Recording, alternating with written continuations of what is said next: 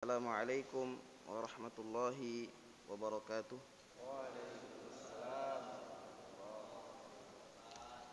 Alhamdulillahirabbil alamin.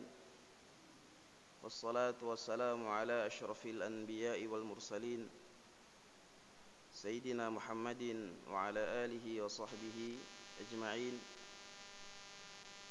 Allahumma alimna ma yanfa'una wanfa'na bima 'allamtana warzuqna 'uluman tanfa'una wa zidna al-'ilma wal 'amal salih. Alhamdulillah, para hadirin jamaah salat subuh dan kajian rahimakumullah. Tiada kata yang lebih pantas kita lantunkan pada kesempatan yang berbahagia ini kecuali ucapan syukur alhamdulillah, yang mana Allah Subhanahu wa taala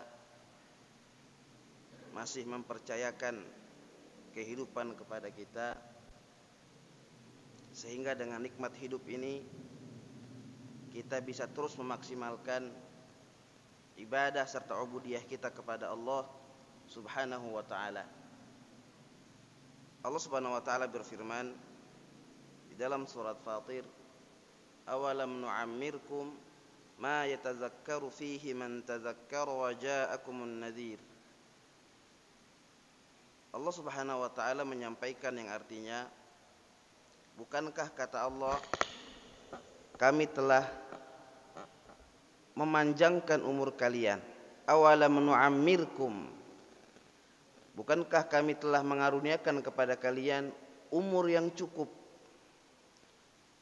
Ma yatazakkaru fihi man tazakkar, yang dengan kenikmatan umur dan usia itu menjadikan kalian berfikir dan merenung, bagi mereka yang ingin berfikir dan merenungkannya.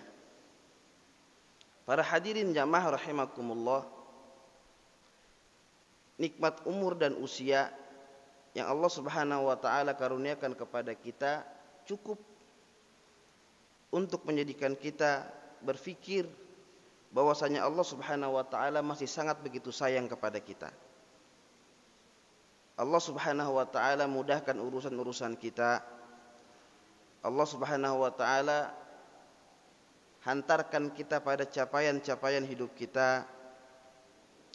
Allah Subhanahu wa taala memudahkan, melancarkan berbagai macam aktivitas yang kita lakukan karena bagian daripada ta'abbud kita kepada Allah Subhanahu wa taala. Semoga dengan nikmat syukur yang Allah Subhanahu wa taala limpahkan kepada kita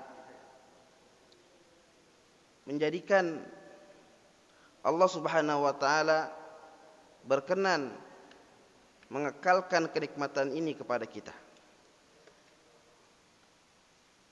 Salawat beriring salam kita hantarkan kepada Nabi junjungan kita, Nabi Muhammad sallallahu alaihi wasallam. Beliau adalah sosok teristimewa. Bagaimana tidak, terhadap orang-orang biasa ada rasa cinta karena sering berjumpa. Ada tumbuh rasa rindu karena sering ketemu. Tapi dengan Nabi baginda sallallahu alaihi wasallam, Allah Subhanahu wa taala tanamkan kecintaan kita kepadanya meskipun kita belum pernah berjumpa dengan beliau. Ada rasa rindu yang begitu kuat dalam hati kita meskipun kita belum pernah berjumpa dengan Nabi sallallahu alaihi wasallam. Semoga para hadirin jamaah rahimakumullah, niatan-niatan kita untuk duduk di sini, niat beriktikaf, niat untuk bertafaqquh fid din, niat untuk bersilaturahim adalah bukti bahwasanya kita cinta kepada Nabi Muhammad sallallahu alaihi wasallam. Dan Nabi sallallahu alaihi wasallam pernah berkata, "Anta ma'a man ahbabta." kamu pada hari kiamat nanti, kata Rasulullah sallallahu alaihi wasallam, akan bersama dengan orang-orang yang kamu cintai. Para hadirin jamaah rahimakumullah, suatu ketika seorang sahabat yang bernama Amr ibn al-As ibn Wa'il ditunjuk oleh Rasulullah sallallahu alaihi wasallam sebagai komandan dalam suatu peperangan yang terjadi pada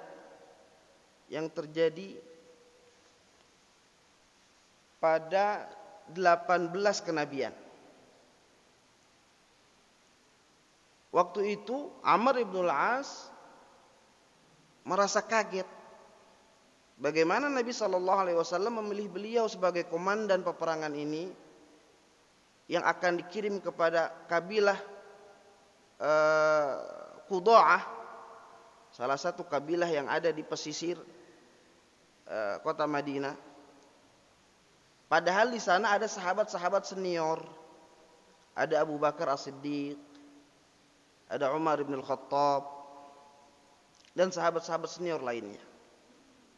Tapi mengapa baginda sallallahu alaihi wasallam memilih beliau? Maka sebagai seorang umat pasti ada rasa gembira.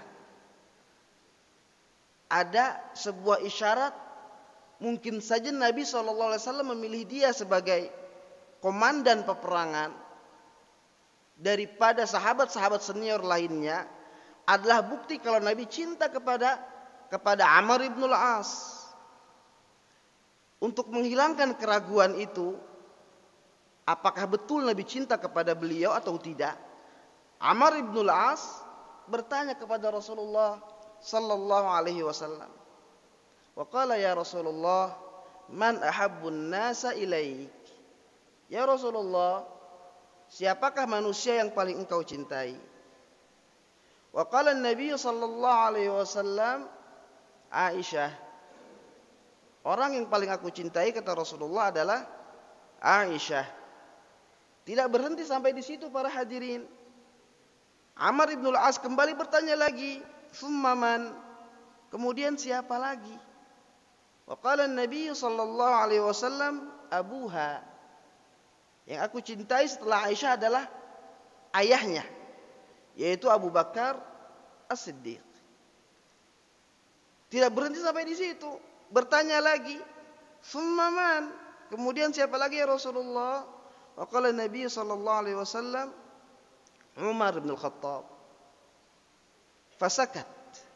Maka pada saat itu Amr ibn al-As diam, tidak kembali melanjutkan pertanyaannya, siapa lagi orang yang kau cintai. Ketika itu ditanya oleh para sahabat, mengapa engkau berdiam, tidak bertanya kembali siapa yang Rasulullah cintai? Wa qala Amr ibn al-As, makhafata an yaj'alani fi akhirihim.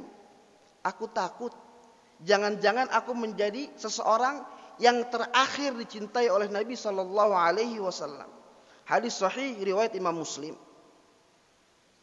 Dalam riwayat Al-Imam Tirmizi, pertanyaan yang terakhir ditanyakan oleh Amr ibn al-As, "Summa man ya Rasulullah?" Wa qala Abi Ubaidah ibnu Amir ibnu Jarrah.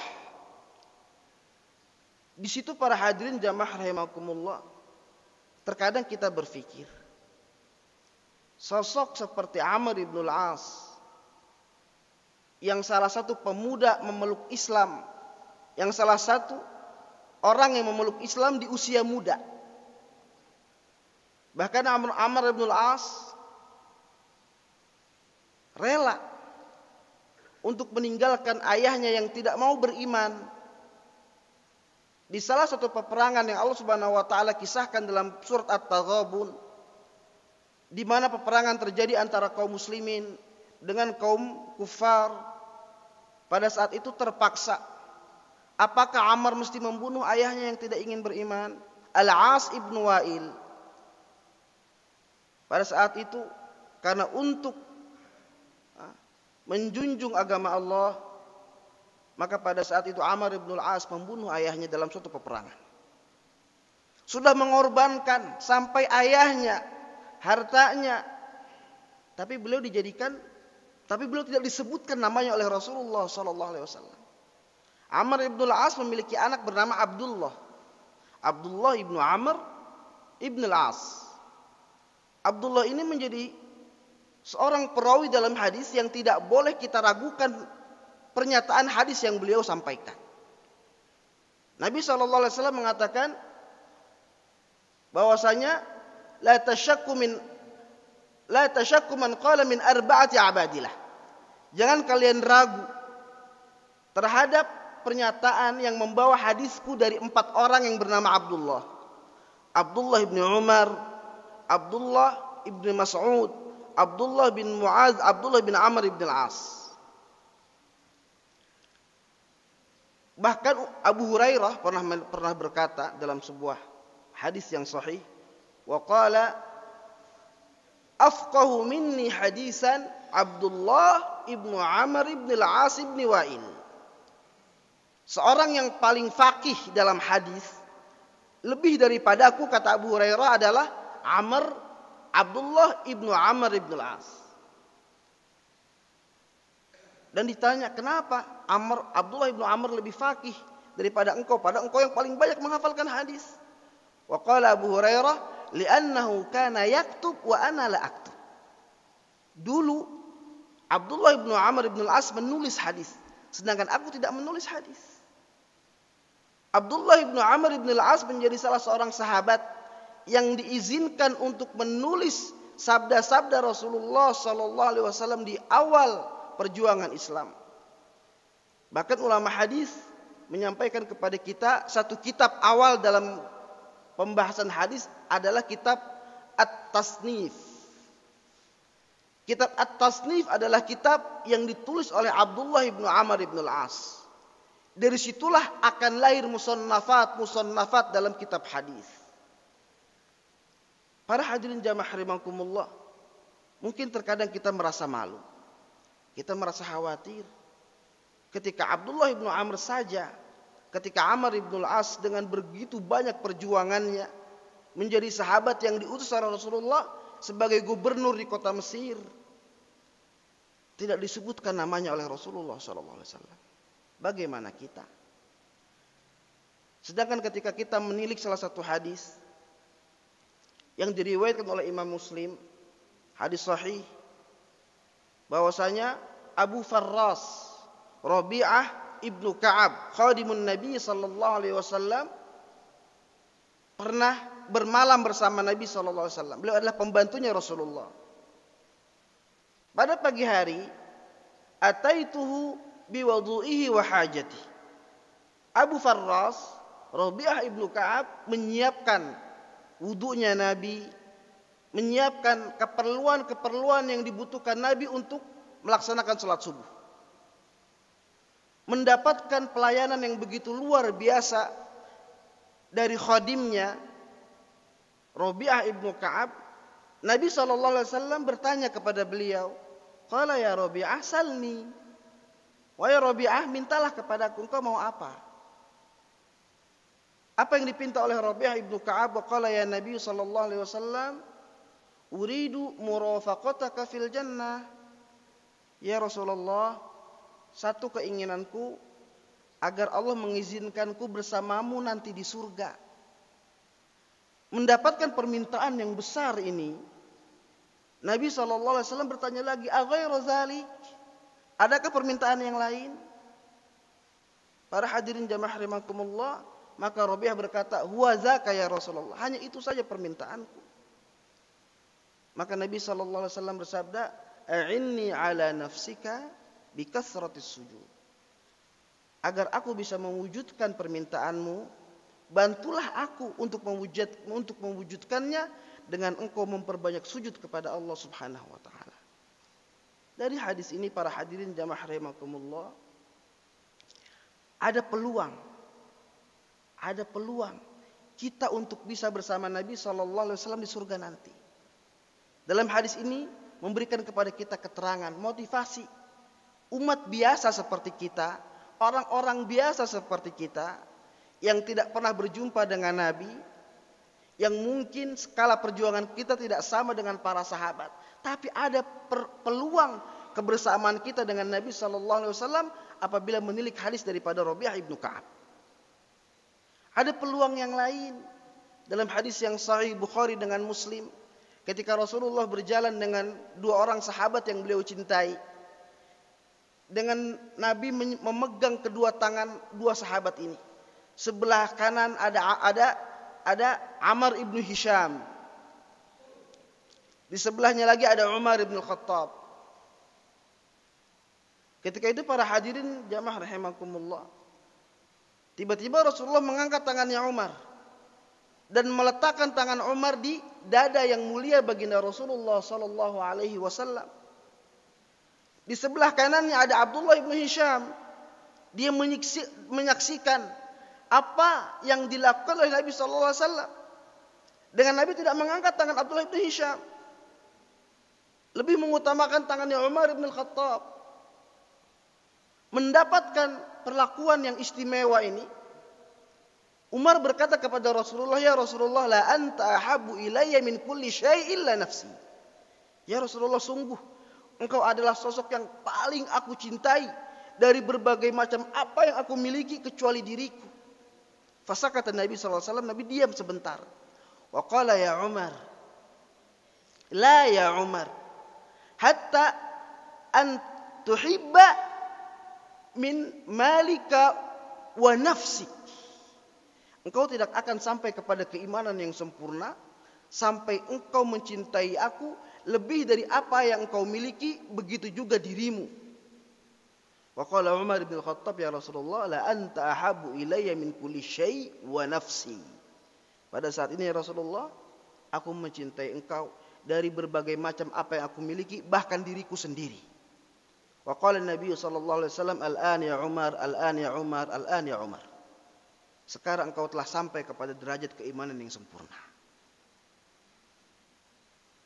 Dalam membuktikan pernyataannya itu, Umar bin Khattab dalam perang Tabuk menyisihkan setengah daripada hartanya, bentuk kecintaan beliau kepada Nabi sallallahu alaihi wasallam. Karena Umar bin Khattab lah akhirnya dimulakan dakwah secara terang-terangan.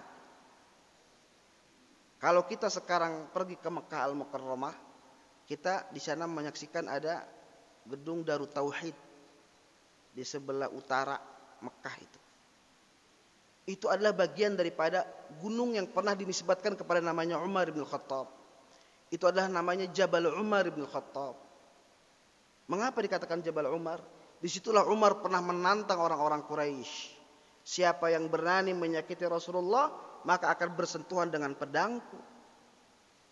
Para hadirin jamaah rahimakumullah, sebagaimana yang disampaikan oleh DKM kemarin, siapa lupa saya, Pak Arif, Pak Haji Saiful. Nah, kita akan menyampaikan tentang kajian tematik yang pada kesempatan kali ini kita akan sama-sama menyampaikan tentang berkenaan tentang bagaimana kita memahami Al-Quran dan bagaimana kita mentadaburinya dan bagaimana kita berusaha untuk mengamalkannya. Para hadirin jamaah rahimakumullah, diutusnya Nabi SAW dan diturunkannya wahyu Al-Quran kepada beliau itu bukan sesuatu hal yang bersifat tiba-tiba. Atau kita kenal bahasa kita mah ujuk-ujuk. Ujuk-ujuk ada Nabi, ujuk-ujuk ada Al-Quran. Bukan ujuk-ujuk. Diutusnya Nabi SAW, diturunkannya wahyu kepada beliau, sebagaimana yang pernah disabdakan oleh Nabi SAW ketika ditanya oleh Rabi'ah ibnu Ka'ab, wa qala ya Rasulullah, ma awalu bid'u amrik. Ya Rasulullah, apa permulaan adanya engkau? Apa asal muasal Allah Subhanahu wa taala turunkan wahyu kepada engkau? Wa qala Nabi sallallahu alaihi wasallam, ana da'watu abi Ibrahim. Aku adalah pengejawantahan dari doa yang dulu pernah dilantunkan oleh ayahku yaitu Ibrahim alaihissalam. Dan inilah lantunan doa yang dilantunkan oleh Ibrahim alaihissalam, Rabbana wab'ats fihim rasula minhum yatlu alaihim ayatika wa yu'allimuhumul kitaba wal hikmah wa yuzakkihim innaka antal azizul hakim. Ya Allah, utuslah kepada mereka rasula, seorang rasul, minhum, dan rasul itu akan yatlu alaihim ayatik, akan membacakan ayat-ayatmu. Para hadirin jamaah rahimakumullah, ini adalah cara berpikir seorang dai. Seorang dai meyakini betul akan berbagai macam kenikmatan yang Allah berikan kepada mereka yang mau menyeru agama Allah. Nabi Ibrahim memiliki anak yang bernama Ismail dan juga Ishak. Dua putra Ibrahim alaihissalam ini Allah jadikan sebagai seorang nabi. Nabi adalah yang paling kuat yang dinyatakan oleh Al-Imam Al-Baydawi dalam kitabnya Ma'alimut Tanzil, bahwasanya nabi adalah utusan Allah yang syariatnya ikut dengan nabi sebelumnya. Yang syariatnya masih ikut dengan nabi sebelumnya, tidak ada syariat baru. Melanjutkan saja syariat dari nabi sebelumnya. Maka Ismail dengan Ishak melanjutkan syariat ayahnya yaitu Ibrahim alaihissalam. Dan yang kedua, nabi hanya diutus untuk satu kaum saja, tidak lebih. Bagaimana Ibrahim alaihissalam menyaksikan karunia dan kebesaran yang Allah Subhanahu wa taala berikan kepada ahlu Makkah, yang Allah Subhanahu wa taala lahirkan dari anak cucu keturunan Adnan. Adnan adalah anak daripada Ismail alaihissalam yang diutus oleh Allah Subhanahu wa taala sebagai seorang nabi di kota Makkah. Dan berbagai macam karunia dan kenikmatan yang Allah berikan kepada lembah Makkah ini. Lembah yang tadinya dikatakan biwadin ghairi dzi zar'in inda baitikal muharram, lembah yang tidak memiliki kehidupan, lembah yang tidak bertuah, lembah yang tidak bisa ditumbuhi tanaman. Memang tidak ada kehidupan di dalamnya. Al-Imam As-Sallabi mengatakan bahwasanya adalah wadi Bakkah atau lembah Mekkah itu adalah lembah yang tidak mau dimasuki oleh orang. Bahkan dikatakan sebagai al-madhi'ah. Madhi'ah adalah kehilangan atau kematian. Setiap ada orang masuk ke lembah itu, maka dia akan mati. Karena dia akan menjadi santapan binatang-binatang buas, atau dia akan tersesat. Maka tidak ada yang mau memasuki tempat itu. Dan dikenal juga dengan Wadil Mughlaqah, adalah lembah yang tertutup. Tapi sekarang bagaimana kita bisa mendapatkan berbagai macam kenikmatan di Mekah? Berbagai macam buah ada di sana, meskipun itu adalah lembah yang tidak bisa ditumbuhi tanaman-tanaman. Yang itu telah dirasakan oleh Ibrahim beserta keturunannya di sana. Nabi Ibrahim alaihissalam maka berdoa kepada Allah, ya Allah, utuslah dari sulbiku jangan lagi seorang nabi yang hanya dia akan diutus kepada satu kaum, sehingga kenikmatan Islam ini hanya bisa dinikmati oleh suku-suku tertentu. Utuslah, hidupkanlah dari sulbiku, lahirkanlah dari sulbiku seorang rasul, yang mana rasul itu akan diutus untuk manusia seluruh alam, untuk seluruh umat manusia. Itulah rasul. Rasul tidak mengikuti syariat Nabi sebelumnya, tapi dia memiliki syariat yang baru. Tsumma ja'alnaka syari'atan minal amri fattabi'ha wa la tattabi' ahwa'al ladzina la ya'lamun. Kemudian kami karuniakan kepadamu wahai Muhammad syariah. Dan seorang rasul diutus untuk seluruh umat manusia. Tidak hanya terbatas suku atau kabilah Arab, tidak. Maka para hadirin jamaah rahimakumullah, kenikmatan Islam, janji Allah bahwasanya Islam akan memberikan karunia, akan menjadi asbab kebahagiaan kita telah terbukti. Para hadirin jamaah rahimakumullah, itulah doa Nabiullah Ibrahim alaihissalam. Maka bagaimana kita memahami Al-Quran dan bagaimana kita membaca dan mengamalkan Al-Quran. Para hadirin jamaah rahimakumullah,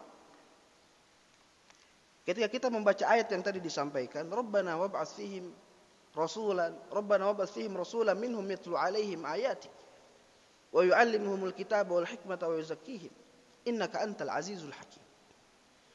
Di situ ada kalimat yatlu alaihim ayatik, yang mana Nabi itu akan membacakan ayat-ayatmu. Para hadirin jamaah rahimakumullah, sehingga bagian daripada ibadah kita adalah membaca Al-Quran. Dalam ayat yang lain dalam surah Al-Baqarah, allazina atainahumul kitaba yatlunahu haqqa tilawati. Maka kepada umat yang telah kami turunkan kitab ke atas mereka, maka mereka membaca kitabnya dengan cara baca yang betul. Yatlu alaihim ayati allazina atainahumul kitaba yatlunahum haqqa tilawati, dengan membaca bacaan yang sebenar-benarnya. Para hadirin jamaah rahimakumullah, maka apakah cukup ibadah kita, ubudiyah kita hanya dengan cara perbaikan baca Al-Quran saja? Sedangkan kita tidak ada usaha untuk memahami, tidak ada usaha untuk mengamalkan, tidak ada usaha untuk mendakwahkan. Maka itu bagian daripada hujuran, bagian daripada kita menjauhi Al-Quran. Ketika Nabi SAW berkata, diabadikan oleh Allah Subhanahu Wa Taala dalam surat Al-Furqan, Inna qaumi ittakhadhu hadzal Qur'ana mahjura. Ya Allah, sesungguhnya umatku telah menjauhi Al-Quran. Menjauhi Al-Quran bukan saja kita tidak mau membaca. Kalau membaca masih kita temui banyak masjid-masjid sekarang yang salah satu agenda pengajiannya bagaimana seni membaca Al-Quran, bagaimana perbaikan tilawah Al-Quran. Ada kajian tahsin tilawah Al-Quran. Akan tetapi tidak ada usaha untuk memahami, untuk mentadaburi, untuk mengamalkan sampai kepada mendakwahkan Al-Quran. Maka itu bagian daripada hujuran para hadirin jamaah rahimakumullah. Maka dalam slide yang saya buat, di dalam bagian kita di dalam beribadah ini para hadirin, bukan hanya dalam bentuk ibadah, tapi ada ubudiyah. Ibadah dengan ubudiyah adalah dua kalimat yang diambil dari kalimat predikat yang sama. Kalimat predikatnya adalah abada ya'budu. Maka dari predikat ini akan terlahir isi masdar atau kalimat masdar. Bentuk asli kalimat itu. Abada ya'budu ibadatan wa ubudiyatan. Ada ibadah, ada ubudiyah. Ibadah dengan ubudiyah memiliki perbedaan para hadirin jamaah rahimakumullah. Ibadah adalah suatu aktivitas ritual ibadah kita kepada Allah, penghambaan kita kepada Allah yang bisa dilihat oleh mata. Wah, duduk di masjid i'tikaf. Wah, dia lagi baca Al-Quran. Beliau sedang puasa. Beliau sedang melaksanakan haji. Beliau sedang melakukan zakat. Ada ibadah yang bisa dilihat. Itu namanya ibadah. Sedangkan ubudiyah adalah bagaimana kondisi hati kita dengan apa ibadah yang kita lakukan. Jadi kalau kita ikut perkataan Imam Al-Ghazali bahwasanya ubudiyah adalah bentuk asli ibadah kita. Kondisi fisik hati kita yang menggambarkan seperti apa ibadah yang kita lakukan. Maka ibadah diartikan dalam bahasa Indonesia ibadah. Sedangkan ubudiyah tidak diartikan sebagai ibadah dalam padanan katanya, tidak. Tapi ubudiyah diartikan dengan penghambaan. Ketika kita melakukan salat, maka seperti apa penghambaan kita kepada Allah? Apakah dengan salat itu yang kita lakukan menjadikan kita hamba yang sangat bergantung kepada Allah? Ketika kita bersedekah, berinfak, berzakat, apakah dari ibadah itu menjadikan kita adalah hamba yang tidak pernah bisa lepas daripada Allah? Ketika kita melakukan haji, apakah terlahir dari hati kita bahwasanya kita adalah hamba yang hanya bergantung kepada Allah? Sehingga Allah Subhanahu wa taala, "Innas salata tanha 'anil fahsya'i wal munkar." Dalam ayat yang terakhir dibaca setiap salat khutbah Jumat, "Ibadallah, innallaha ya'murukum bil 'adli wal ihsani wa ita'i dzil qurba wa yanha 'anil fahsya'i wal munkari wal baghi ya'idukum la'allakum tadhakkarun."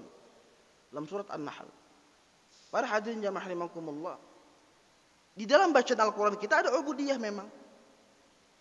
Setiap huruf yang kita baca itu ada ubudiyah kita kepada Allah, penghambaan kita kepada Allah. Tapi bagaimana kita bisa melakukan penghambaan kepada Allah itu tidak hanya terbatas kepada membaca Al-Quran bisautin au bighairi saut, adanya suara atau tidak ada suara. Para hadirin jamaah rahimakumullah, maka mesti beranjak kepada yang kedua adalah al-fahmu wat tadabbur. Setelah kita membaca, ada faham, ada usaha untuk mentadaburi Al-Quran. Bahwasanya Al-Quran adalah menjadi mukjizat yang paling agung yang tidak pernah Allah berikan kepada umat-umat sebelum kita. Ada keagungan di dalam Al-Quran. Bagaimana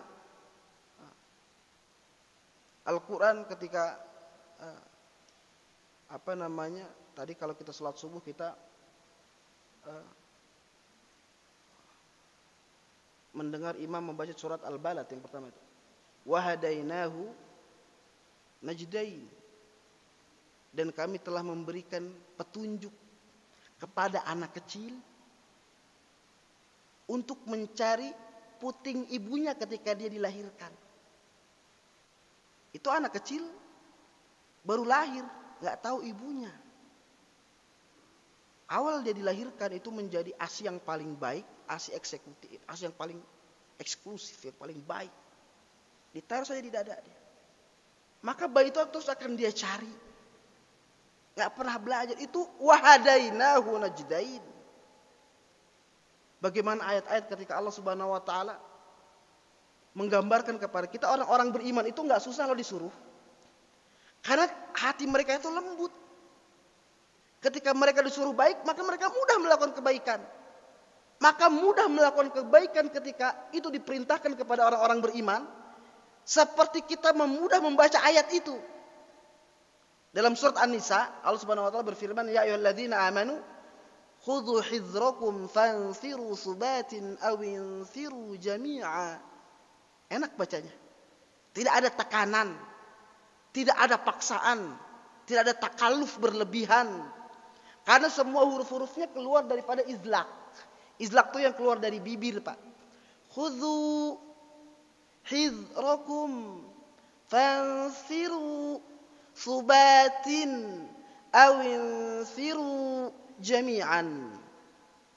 Wahai orang-orang beriman, berjuanglah dengan nama Allah. Secara bersendiri-sendiri, secara bersendirian atau secara berkelompok. Ayo berjuang. Maka mudah para hadirin jamaah rahimakumullah. Ada gambaran kemudahan itu dari ayat yang kita baca. Tapi ketika ayat itu diperintahkan kepada orang-orang munafik, perintah berjuang, perintah taat, perintah baik, susah. Ada aja alasannya. Aduh, suruh infak. Hidup aja masih susah. Aduh, suruh ini. Oh, banyak alasan. Maka susahnya menerka tabiat orang-orang munafik ini seperti kita susah membaca ayatnya. Setelah ayat orang-orang beriman, ya ayyuhalladzina amanu khudhu hizrakum fanfiru subatin aw infiru jami'a wa inna minkum. Rupanya di kalangan orang-orang beriman ada kelompok-kelompok. Laman la yubatti'anna fa in asabatkum musibatun qala qad an'ama Allah. Qala qad an'ama Allahu alayya id lam akum ma'akum syahida. Susah bacanya. Dalam ilmu tajwid ada kita kenal namanya al-ismat. Ismat itu adalah bentuk wazan yang terdiri dari 5 huruf, 5, 6, 7 huruf dalam bahasa Arab. Dan susunan hurufnya tidak sama. Ketika dia di bibir misalnya ada fa, infiru, jami'an, berdekatan di bibir. Khudhu, di bibir berdekatan. Tapi kalau ismat, ayatnya berjauhan tempat keluar hurufnya. Kadang dia to ada di ujung lidah nih. Dan dia memiliki sifat al-itbaq, kuat. Ketika to, la yubatti'anna, terus ke a di bagian kerongkongan. Dan dia bertasydid, wa inna minkum. Tasydid para hadirin, itu artinya ada 2 huruf. Alhamdulillah saya dikaruniakan sanad Al-Quran dalam riwayat Imam Hafs an Asim min tariqatai Asy-Syatibiyyati wal Jazariyah wal Ibnul Jazari. Saya dianugerahi sanad ketika saya kuliah, alhamdulillah. 2 sanad dari riwayat jalur Imam Syatibi dan jalur Al-Imam Ibnul Jazari dalam kitabnya Thayyibah. Al-Imam Syatibi dalam kitabnya Hirzul Amani. Sebelum kita setoran tasmi Al-Quran 30 juz kepada guru kita, syarat untuk mendapatkan sanad Al-Quran yang bersambung sampai ke Nabi SAW, kita diharuskan menghafalkan mutun, menghafalkan syair, menghafalkan syair terkait tentang riwayat yang kita hafalkan dan kita baca. Di dalam hukum tasydid para hadirin itu ada namanya al-qar'u. Al-qar'u adalah satu kaidah istilah yang mesti kita lakukan ketika mendapatkan huruf yang bertasydid. Huruf bertasydid itu memiliki 2 huruf sebenarnya. 2 huruf ini, 1 hurufnya sukun, 1 hurufnya hidup. Di dalam kaidah ilmu shorof, ilmu bahasa Arab, tidak boleh ada 2 huruf yang sama berdampingan. Atau 2 huruf yang iltiqa'u sakinain. Karena ada 2 sukun bertemu, tidak boleh. Ketika ada 2 huruf berdampingan, hurufnya sama. Qaf, qaf, to, to. Kemudian sukun, iltiqa'u sakinain. Ada 2 sukun, maka digabung. At-to, ak-to, gitu. Tapi bagaimana, apakah kita membacanya cukup dengan membaca 1 to? Wa inna minkum laman la yubatti'anna, begitu kah bacanya? La yubatti'anna, begitu kah? Al-haqqah mal haqqah wa ma adraka mal haqqah, begitu kah bacanya? Maka ketika kita membaca seperti itu, kita hanya mengaplikasikan, kita hanya membacakan huruf qaf yang kedua. Al-haqqah, mana qaf yang pertamanya? Maka kaidah al-qar'u yang dalam bahasa kita artinya adalah kalau kita masak nasi itu kalau hitamnya namanya apa Pak? Itu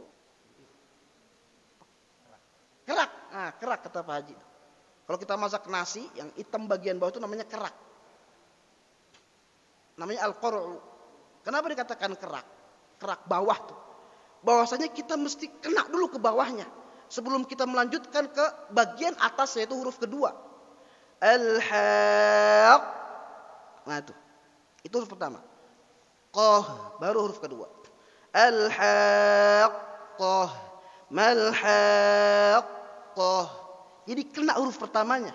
Wa inna minkum laman la yubatti'anna.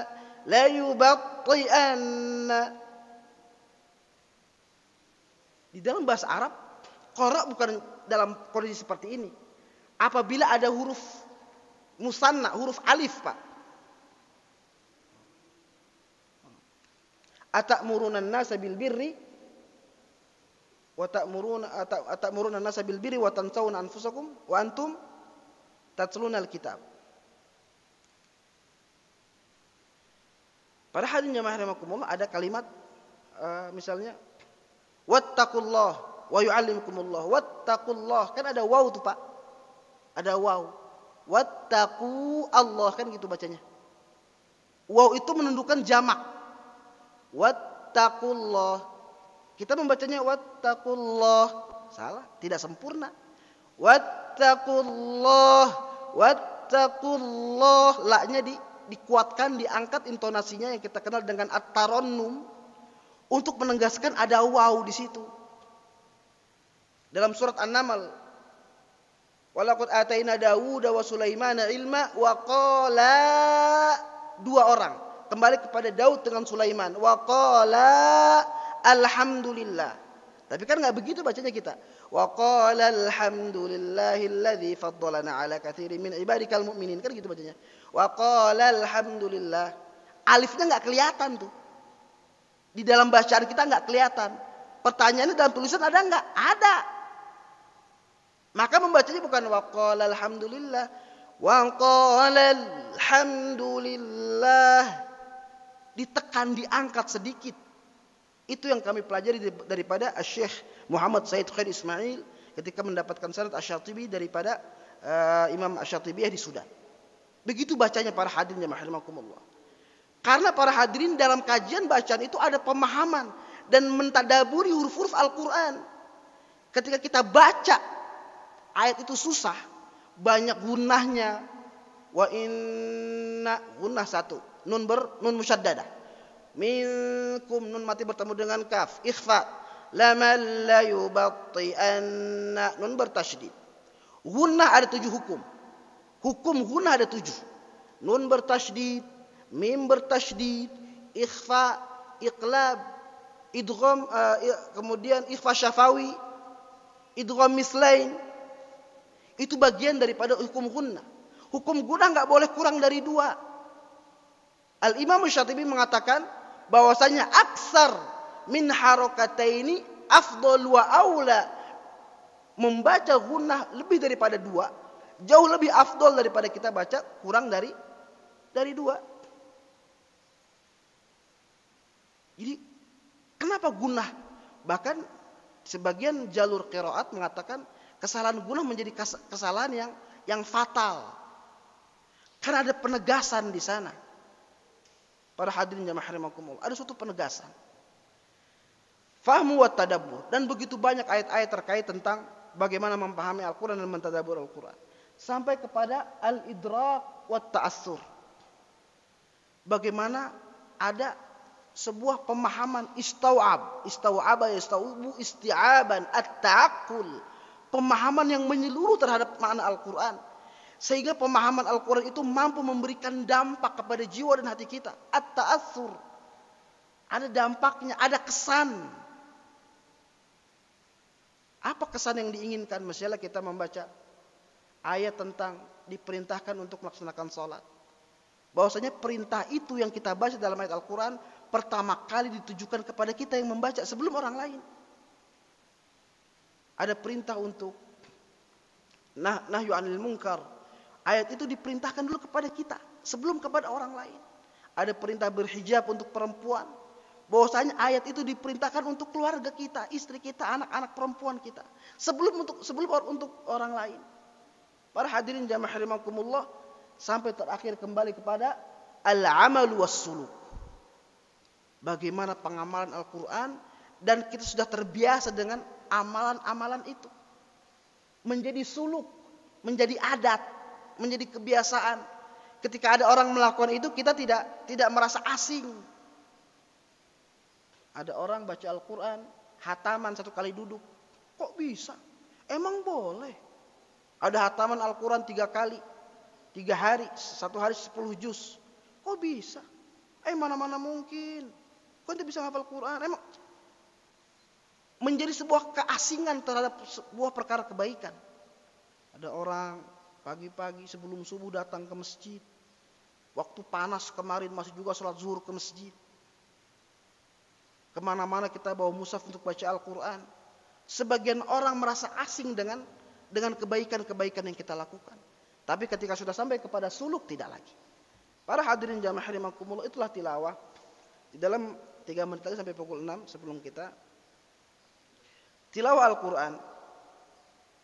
Maka ibadah para hadirin jamaah rahimakumullah, ubudiyah kita kepada Allah, bukan hanya sekedar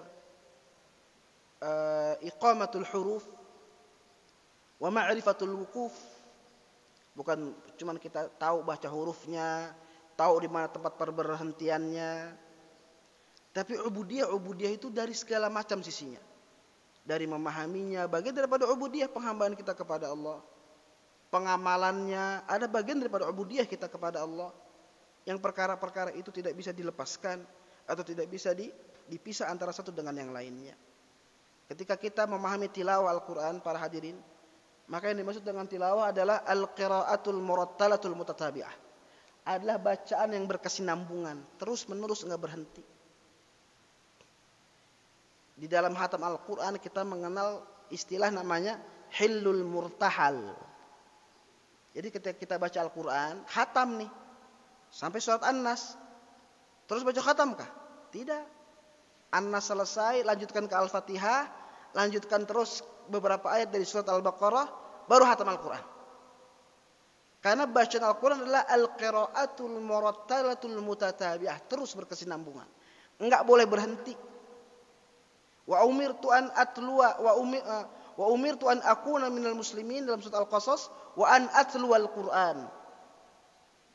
Surat An-Naml, mohon maaf. Aku diperintahkan, inni umirtu an a'budu rabb hadhil baldati allati harramaha wa lahu kullu syai' wa umirtu an akuna minal muslimin wa an atluwal Quran. Bahwasanya membaca Al-Quran sama kedudukannya seperti kita melaksanakan ibadah haji dengan umrah. Karena ayatnya begitu. Inni umirtu an a'budu rabb hadhil baldah. Aku diperintahkan untuk beribadah kepada Tuhanku Allah Subhanahu wa taala di tempat ini, yaitu Mekah Al-Mukarramah. Sekarang kita mengenal dengan ibadah haji dengan umrah. Kemudian ayat berikutnya wa an atluwal Quran. Kemudian bacalah Al-Quran. Maka dua perintah disampaikan secara berdampingan. Melakukan ziarah ke Masjidil Haram dengan membaca Al-Quran. Para hadirin jamaah rahimakumullah, kemudian dikatakan qiraatul murattalah, bacaan secara perlahan. Dikatakan bahwasanya at-tartilu afdalu minal haz.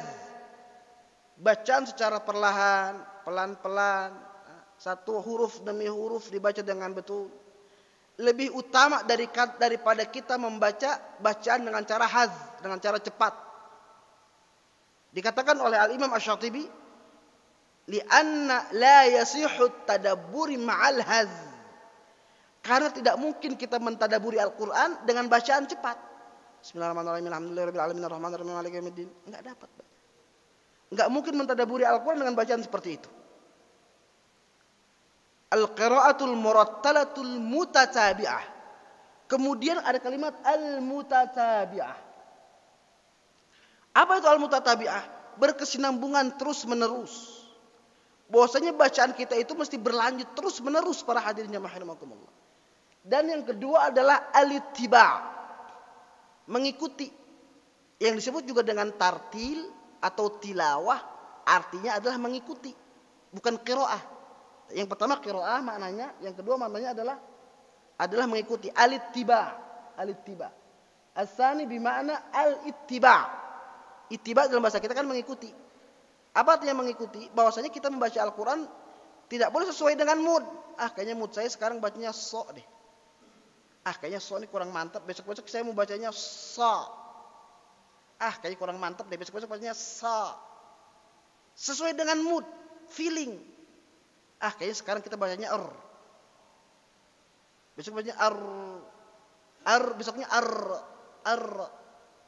semau kita, sesuai dengan feeling dan mood kita baca Al-Quran, nggak boleh. Ada yang tasmi Yasin wal Qur'anil Hakim wal Qura. Itu bukan takrir namanya, tapi qalqalah. Emang Ra punya qalqalah?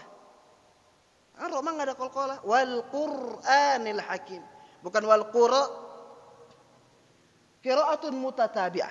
Qira'ah al-ittiba' mengikuti sebagaimana firman Allah, wal qamari idza talaha. Qamar, bulan ini akan timbul mengikuti dengan terbenamnya matahari otomatis. Matahari terbenam, qamar muncul. Maka di situ para hadirin jamaah rahimakumullah, sehingga ilmu di dalam membaca Al-Qur'an sebagaimana disampaikan oleh guru saya, bahwasanya al-ilmu yunfakh la yunsakh. Cukuplah kita membaca tajwid dengan cara baca buku tajwid. Bisa kita beli di semua Gramedia. Paling dekat di sini nih, Gramedia Pelangi. Di lantai atas disediakan buku tajwid. Kita baca sendiri, memahami sendiri, praktek sendiri. Enggak. Bukan begitu. Syekh saya menyampaikan bahwasanya al-ilmu yunfakh. Ilmu akan didapati dari mulut ke mulut. Yunfakh, ditiupkan. Sebagaimana Jibril meniupkan wahyu itu kepada mulut Rasulullah sallallahu alaihi wasallam. La yunsakh, bukan ditulis. Menandakan bahwasanya kita mesti bertalaki para hadirin jamaah rahimakumullah. Bertalaki rupanya bukan dalam membaca Al-Qur'an saja. Di dalam memahami. Bahkan dikatakan dalam sebuah asar bahwasanya barang siapa membaca atau memahami sebuah ilmu sendiri, fa inna syaikhuhu syaitan. Ketika dia mencoba menalar-nalar sendiri maksud daripada Al-Qur'an, maksud daripada hadis, maka syaitan adalah gurunya. Bagaimana kita mesti alittiba, mengikuti, berguru dengan guru-guru kita. Para hadirin jamaah rahimakumullah, ini slide cukup banyak. Mudah-mudahan di lain kesempatan mungkin kita ada waktu untuk melanjutkan tema daripada tadabbur tilawah wa tadabbur Al-Qur'an Al-Karim. Mungkin itu para hadirin jamaah rahimakumullah yang bisa kami sampaikan. Silakan apabila ada yang ingin disampaikan, ingin ditanyakan atau ingin ditambahkan, dipersilakan. Ada pertanyaan?